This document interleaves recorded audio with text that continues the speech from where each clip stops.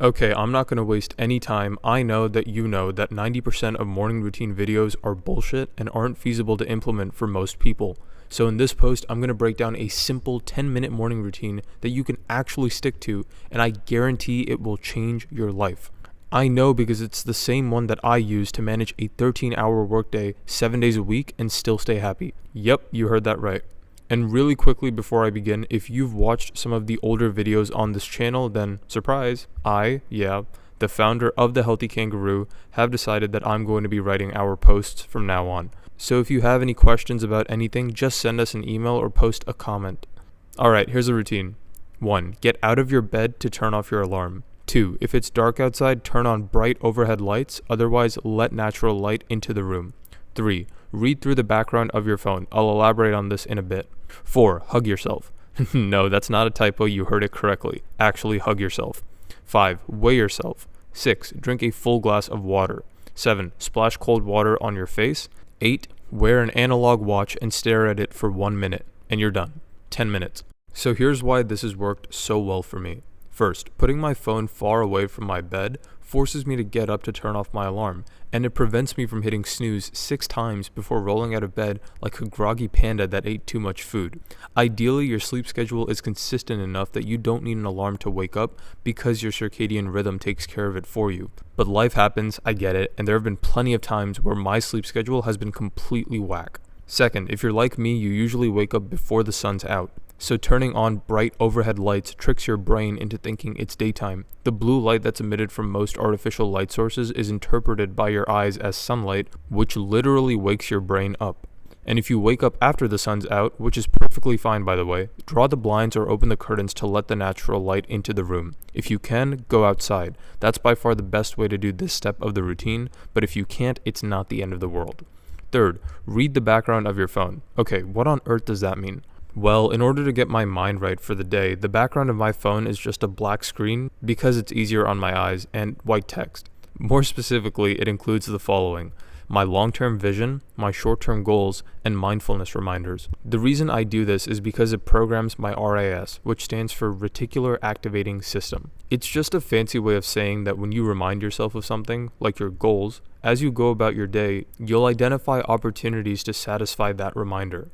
For example, think of a reading comprehension test. It asks you the question, what did the author say in line 15 of the passage? What are you going to do to answer that? You're going to skim the passage until you get to line 15, you're going to pay attention to what's mentioned in that line, and then you'll answer the question. That's how your RAS works. When I remind myself of my vision, my goals, and mindfulness, things that I want to keep at the forefront of my mind, I'm much more likely to act in accordance with those things. The reason I include both my vision and my short-term goals is because it's easy to lose sight of the bigger picture when you're doing the quote-unquote boring work. For example, it's pretty easy to get sick of working a particular job and forget that it's a necessary stepping stone to get to where you want to be in a few years. The reason I include reminders to stay mindful is because mindfulness is one of the greatest superpowers you can have.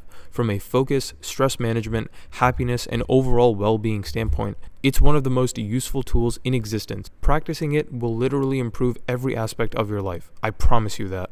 We'll make plenty of posts in the future about mindfulness and its importance, so I'm not going to get into it here. But if you want some inspiration, these are 2 of the reminders that are on my phone's background. Memento mori, which is a phrase from Stoicism that literally reminds you that you're going to die, and 5, 4, 3, 2, 1, which stands for name 5 things you can see, 4 things you can feel, 3 things you can hear, 2 things you can smell, and 1 thing you can taste. Lastly, before I move on to the next step of the routine, the reason I put all of this on the background of my phone is so that I can't ignore it, because every time I check my phone, it's there. Fourth, hug yourself. Yeah, this is definitely weird, but it works, and for that very reason. The point is to do something that grounds you in the present moment using physical sensations. And something as weird as hugging yourself gets you out of your head and into the present because you realize you're being a weirdo with your hands wrapped around your torso like some kind of rare penguin. That's a bad analogy, but it's the first thing that came to my mind because I rewatched Happy Feet last week. Anyways, if you have a partner or a spouse who wakes up around the same time as you can hug them too. In fact, you probably should, but still just hug yourself first. It makes it even weirder when they stare at you hugging yourself, and that much more effective. It'll also probably give you both a good laugh because they'll make fun of you for playing too hard to get and take a picture of it to show your friends and relatives. Don't ask me why I know that, please. And one last thing before I move on to the next step of the routine. From this point onwards, observe everything about your physical surroundings with insane detail. For example, while you're walking to the bathroom, pay attention to the temperature of the room, how it feels when you place each foot in front of the other, the sound the door makes when you open it, etc. This is a form of meditation called active meditation. A common example of it is walking in nature and paying attention to the surroundings, but you can really do it anywhere at any time. The point of being really intentional about doing it throughout the routine is so that you can continue to do it to some extent for the rest of the day. Fifth, weigh yourself. Yeah, I know that a lot of you don't like this step, but let me remind you of something. What gets measured gets improved. Why? Because it activates your RAS, your reticular activating system. Weighing yourself every morning not only gives you useful information, but it also makes you less likely to make poor choices when it comes to your health.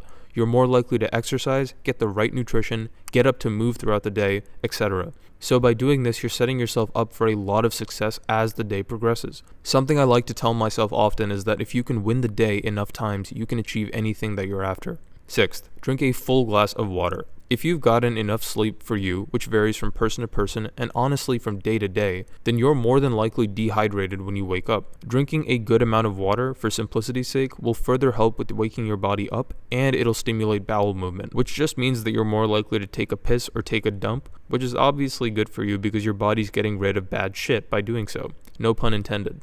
Seventh, splash cold water on your face. Even if you're going to shower in the morning, still do this. There aren't many things that wake you up like cold exposure, and by this point, since you've grounded yourself in the present by being a weirdo with the self-hug, paying attention to the physical sensations brought about by the cold water is another great opportunity to practice mindfulness. Pay attention to the temperature, the weight of the water, the speed your hands move at, the tingling feeling that follows, the droplets of water sliding down your face, etc. 8. Wear an analog watch. I'm suggesting an analog watch because it's the cheapest, but you could also use a digital watch as long as the clock is always visible. And not the kind of clock you see on a microwave, an actual clock. I like to see the hands of the clock moving because they're a constant reminder that time is ticking, that my most precious resource is being used up, and that it's up to me to decide to use it well or let it pass by. The latter is easier, but the former makes present me and future me happy. And personally, wearing a physical watch is another constant mindfulness reminder. So even when I'm not looking at my phone to catch a glimpse of my background, being able to feel the watch on my wrist reminds me to stay mindful and present, which in turn reminds me of the other things that I have on the background of my phone. Once you've done this routine for a few days, it won't take you more than 10 minutes to do, but mentally it will set you up for a fantastic day, one where you act in accordance with your vision and goals, and one where you're mostly present so that you can experience reality for what it is, both the good and the bad, because I think every emotion is a part of the human experience. The good feels great, and the bad makes you grateful for the good. And I say mostly present because no one's present 100% of the time, but mostly is better than not at all. Furthermore, there are obviously some prerequisites to doing this routine, like having a weighing scale, having a meaningful phone background, a watch, etc. So please have these things in place. Personally, even though these things cost money, I see them as investments that give me a return every single day. Lastly, if you want to do other things, please feel free to incorporate them. You can just do what I've outlined here, or you can add more to it. Customize it for your needs. The entire routine is such a low time commitment that you can be pretty flexible with it. And that's a wrap. I hope you found this post valuable. If you did, I'd really appreciate it if you could join our email list and become a closer member of the community we're trying to build. Thanks again. Your internet siblings, the Healthy Kangaroo team.